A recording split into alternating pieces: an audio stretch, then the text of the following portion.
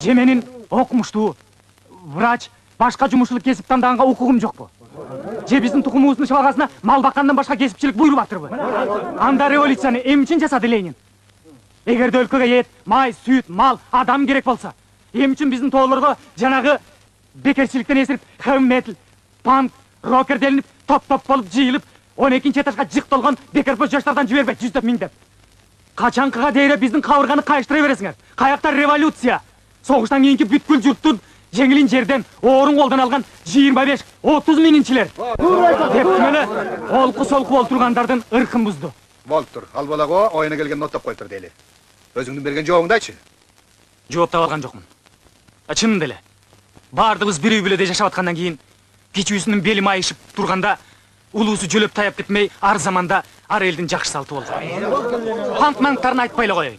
Эмне үчүн өзүбүздүн республиканын чоң-чоң шаарларындагы орус же башка улуттун жаштарына мындай айыл аралап, той өрдөп чыгып келип, биздин катуу багыт ишибизге каралашкыла.